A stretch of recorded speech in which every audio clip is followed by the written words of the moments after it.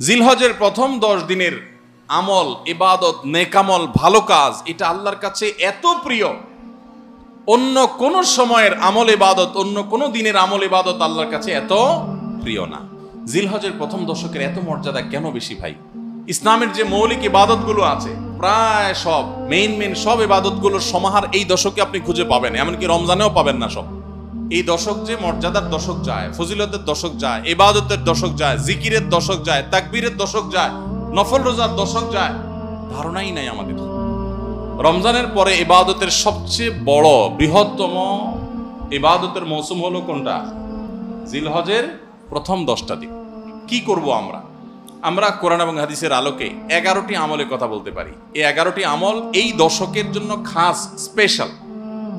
Number 1 নম্বর এই দশকের আমল হলো বেশি বেশি আল্লাহর জিকির করা। কি করা? বেশি বেশি আল্লাহর জিকির করা। কারণ কোরআনে কারিমের সূরা তাওবাতে আল্লাহ রাব্বুল আলামিন এই দশককে ইঙ্গিত করে বলেছেন যে তোমরা আল্লাহ তাআলার জিকির করো ফি আইয়ামিম মাদুদাত, নির্দিষ্ট দিনসমূহে, নির্ধারিত দিনগুলোতে তোমরা আল্লাহর জিকিরে মাশগুল থাকো। এখানে আল্লাহর জিকির যে নির্দিষ্ট দিনগুলোতে রাখার কথা বলা হয়েছে, সেই আয়াতের ব্যাখ্যা আবারও তাফসীর ইবনে কাসিরে এবং ইবনে আব্বাস রাদিয়াল্লাহু তাআলা সহ আরো অন্যান্য মুফাসসিরদের থেকে বর্ণিত হয়েছে যে নির্দিষ্ট দিন বলতে জিলহজের প্রথম 10 দিনকে আল্লাহ তাআলা মিন করেছেন। এই 10 দিনই তোমরা আল্লাহর জিকিরে বেশি বেশি করে আল্লাহ তাআলা জিকির করো। তাহলে জিকির শুধু না, পরিমাণে বাড়িয়ে বাড়িয়ে বেশি বেশি পরিমাণে জিকির করতে হবে এই দশকে। আল্লাহ তাআলার স্মরণ অন্তরে হবে, মুখে আল্লাহ তাআলার জিকির চলবে, কাজের মাধ্যমে জিকিরের আমল চলবে, অন্তরের স্মরণের মাধ্যমে, মুখে জিকিরের মাধ্যমে। কোরআনের তেলাওয়াত একটা জিকির, তাসবিহগুলো একটা জিকির, তাহমিদ আল্লাহর প্রশংসা একটা জিকির। এরকম যত জিকির আছে, এই দশক হলো জিকিরের দশক। সবচেয়ে বেশি জিকির চলবে। সবচেয়ে বেশি কি চলবে? জিকির চলবে। দ্বিতীয়ত যে আমলটি চলবে তা হলো যে কোনো নেকামল, যে কোনো নেকামল। কারণ একটু আগে আমরা হাদিস শুনলাম যে নবী করিম সাল্লাল্লাহু আলাইহি ওয়াসাল্লাম বলেছেন, মা মিন আইয়ামিন আল আমালুস সালিহু ফিহিন্না আহাব্বু ইলাল্লাহ মিন হাযিহিল আইয়াম। এই জিলহজের 10 দিনের চাইতে অন্য কোন দিনের নেকামল আল্লাহর কাছে বেশি প্রিয় না। মাস হিসাবে রমাদান সবচেয়ে সেরা, আর দিন হিসাবে খুচরা দিনগুলোর মধ্যে রমজানের বাইরে সবচেয়ে সেরা কোনটা? জিলহজের প্রথম দশক। রমজানের পরে মর্যাদার বিচারে সবচেয়ে বেশি মর্যাদাপূর্ণ দশক হলো এই দশক। এই জন্য এই দশকে আমল করলে আল্লাহর কাছে এত প্রিয় যে অন্য কোনো সময়ের আমল আল্লাহর কাছে এত প্রিয় না। এই জন্য এই দশকের দ্বিতীয় আমল হলো বেশি বেশি নেকামল করা। বেশি বেশি কি করা? নেকামল করা। রুটিন যে নামাজগুলো আছে, কাজগুলো আছে, সেগুলো বিশেষ ইহতিমামের সাথে করা। অন্য সময় আপনি নামাজের টুকটাক গাফলতি করেন, কিন্তু এই দশকে মোটেই করবেন না। অন্য দশকে আপনার ফজরের জামাত একটু মিস হয়, এই দশক মোটেই করবেন না। আগে থেকে ইহতিমাম থাকবে যে এই দশক কোনোভাবে ইবাদত থেকে আমি যেন দূরে না থাকি।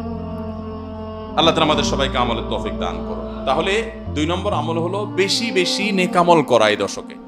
রুটিন নেকামলগুলো যেগুলো সবসময় করতে হয়, এগুলোকে বিশেষ ইহতিমামের সাথে করা, আর আরো নফল আমল বাড়িয়ে বাড়িয়ে করা। আপনি অন্য সময় কোরআন তেলাওয়াত খুব বেশি করতে পারেন না, এই দশকে কোনো অবস্থাতে ছাড়বেন না। অন্য সময় তাসবিহ তেলাওয়াত খুব বেশি হয় না, এই দশকে কোনো অবস্থায় ছাড়বেন না। অন্য সময় নামাজে খুব বেশি খুশু ধরে রাখতে পারেন না, এই দশকে চ্যালেঞ্জ থাকবে যে ধীরস্থিরতার সাথে, মনোযোগের সাথে নামাজ পড়বো। এভাবে নেকামলের কসরত করতে থাকবেন আল্লাহর প্রিয় পাত্র হওয়ার পথে। আমরা এগিয়ে যেতে চাইলে এই দশক, এই 10টা দিন আমাদের জন্য বিরাট বড় একটা সুযোগ। আল্লাহ আমাদের সবাইকে তৌফিক দান করুন। 3 নম্বর, এই দশকের করণীয় হলো সকল গুনাহ থেকে অন্য সময়ের চাইতে এই সময়টাতে বেঁচে থাকার জন্য বেশি সচেষ্ট থাকা। গুনাহ তো 12 মাসই আমরা করব না, কিন্তু এই দশক গুনাহ না করার ব্যাপারে চেষ্টাটা একটু বেশি থাকবে। কারণ আপনারা সূরা তাওবার একটা আয়াত শুনেছেন, আল্লাহ রাব্বুল আলামিন সম্মানিত 4 মাসের আলোচনা করে বলেছেন, যালিকাদ দীনুল কাইয়্যিম ফালা তাজলিমু ফিহিন্না আনফুসাকুম। এই সম্মানিত মাসগুলোতে তোমরা নিজের প্রতি নিজে অবিচার করিও না। ভাইরা আমার, তার মানে যেই সময়টাতে আল্লাহর নৈকট্য লাভের সুযোগ, ওই সময়টাতে যদি কেউ পাপাচারে লিপ্ত হয়, এর চেয়ে পাপিষ্ঠ আর কে আছে?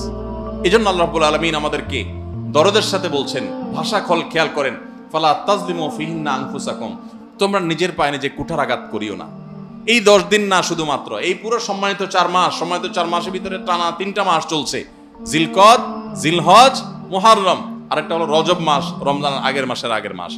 তাহলে সম্মানিত 4 মাসের মধ্যে এই 10টা দিন আবার বিশেষ মর্যাদাবান। অতএব এই আয়াতটা এখানে আরো বেশি ফিট হবে, অর্থাৎ পাপাচার থেকে বাঁচার জন্য আলাদা কসরত থাকবে। অন্য সময় আমি গুনাহের কাজ করলেও এই দশকে কোন অবস্থাতে আল্লাহর নাফরমানি করব না। আল্লাহ আমাদের সবাইকে বেঁচে থাকার তৌফিক দান করুন।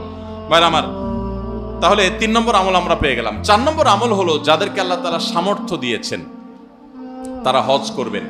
এই দশক হজের আমলের মাস, আমলের দশক, এই দশকেই হজ হবে। অতএব যাদের তৌফিক দিয়েছেন আল্লাহ তাআলা তারা কি করবেন? হজ করবেন। এটা এই দশকের আমল।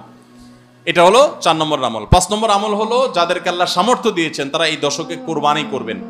কারণ কোরবানি এমন একটা আমল, নবী করিম সাল্লাল্লাহু আলাইহি সাল্লাম মদিনা হিজরত করেছেন, এরপর থেকে প্রতি বছরে তিনি কি করেছেন? কোরবানি করেছেন। আল্লাহ নির্দেশ করেছেন ফাসাল্লি লিরাব্বিকা ওয়ানহার, তুমি তোমার রবের নির্দেশ পালনার্থে নামাজ আদায় করো এবং কোরবানি করো। এই জন্য ঈদুল আজহা অর্থাৎ এই জিলহজের প্রথম দশকের শেষ দিন অর্থাৎ 10ম দিনে কোরবানির আমলটা করা, এটা যাদের সামর্থ্য আছে তাদের জন্য প্রযোজ্য। এই দশকের একটা আমল হলো কি করা? কোরবানি করা। কয়টা আমল গেল? 5টা। 6 নম্বর হলো যাদের কোরবানি করার ইচ্ছা আছে তারা জিলহজের চাঁদ ওঠার আগে আগে জিলকদ মাসের শেষ দিনের মধ্যে তাদের হাতের নখ, চুল, গোফ, অবাঞ্ছিত লোম এগুলো সব কেটে পরিষ্কার করে ফেলবেন এবং এই দশক আর সেগুলোতে হাত দিবেন না। কোরবানি করে তারপরে সেগুলো পরিষ্কার করতে চাইলে করবেন, এই দশকে আর হাত দিবেন না। নবী সাল্লাল্লাহু আলাইহি সাল্লাম বলেছেন, মান আরাদা আন ইউদাহিয়া ফালা ইয়াখুয মিন শা'রিহি ওয়া আযফারিহি শাইআ, যে ব্যক্তি কোরবানি করার এরাদা করেছে, নিয়ত করেছে, সেজন্য তার চুল, নখ এগুলো না কাটে। ওই 10 দিন জিলহজের চাঁদ উঠছে আর কাটবেন না, চাঁদ উঠার আগে আগে কেটে ফেলবেন এবং কোরবানির পরে যায় কাটবেন। এই 10 দিন বিরত থাকা। তবে অন্য আরো বিভিন্ন রেওয়ায়াত থেকে, বর্ণনা থেকে বোঝা যায় যে এই আমলটা শুধু যিনি কোরবানি করবেন তিনি নয়, যিনি কোরবানি করবেন না, কোরবানি করার সামর্থ্য নাই, তিনি এই আমল করতে পারেন, তাহলে আল্লাহ তাআলা তাকে কোরবানি করার সওয়াব দান করবেন। এমনকি কোন কোন সালাফ, কোন কোন সাহাবী থেকে আমলও বর্ণিত আছে যে বাসার বাচ্চা কাচ্চা যারা আছে তাদেরকেও এই দশকে চুল, নখ ইত্যাদি কাটতে নিষেধ করেছেন। তাহলে চুল, নখ ইত্যাদি কাটা থেকে বিরত থাকা এই 10 দিন, আগে কাটা এবং পরে কাটা, এই 10 দিন না কাটাকাটি না করা, এটা একটা মুস্তাহাব আমল। এবং প্রায় সব ফুকাহায়ে কেরাম এই ব্যাপারে একমত হয়েছেন। মাওসুআ ফিকহিয়া কুয়েতিয়ার মধ্যে লেখা হয়েছে যে ইত্তাফাকাল ফুকাহা, সব ফকিহগণ প্রায় একমত যে এই দশকে যিনি কোরবানি করবেন তিনি তো বটেই, কোরবানি যিনি করবেন না তাদের তরফ থেকেও চুল, নখ এগুলা কাটা থেকে বিরত থাকা মুস্তাহাব। তাহলে 6 নম্বর আমল গেল চুল, নখ ইত্যাদি এই দশক না কেটে থাকা। 7 নম্বর আমল হলো এই দশকে বেশি বেশি তাকবীর পাঠ করা। এটা তাকবীর মুতলাক বলা হয়, সাধারণ তাকবীর। আল্লাহু আকবার, আল্লাহু আকবার, লা ইলাহা ইল্লাল্লাহ, আল্লাহু আকবার, আল্লাহু আকবার ওয়ালিল্লাহিল হামদ। এই তাকবীরটা হলো মিন শাআইরিল ইসলাম, এটাকে আমরা করতে পারি। ইসলামের যে নিদর্শনগুলো আছে সেগুলোর মতো করে এই তাকবীরটা আমরা পাঠ করব। এমন ভাবে পাঠ করব যে অলিতে গলিতে, রাস্তাঘাটে সব জায়গায় তাকবীরের ধ্বনি চলতে থাকবে, কারোর ডিস্টার্ব করে না, মৃদু কণ্ঠে সব জায়গায় গুনগুনিয়ে আমাদের মুখ থেকে তাকবীর চলবে।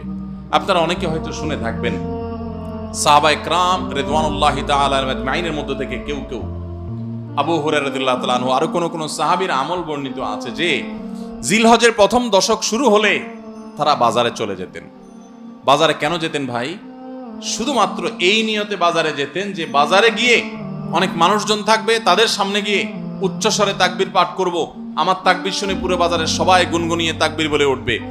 এই উদ্দেশ্যে শুধুমাত্র কোন কোন সাহাবী বাজারে যেতেন এবং যে বলতেন আল্লাহু আকবার, আল্লাহু আকবার, লা ইলাহা ইল্লাল্লাহ, আল্লাহু আকবার, আল্লাহু আকবার ওয়ালিল্লাহিল হামদ।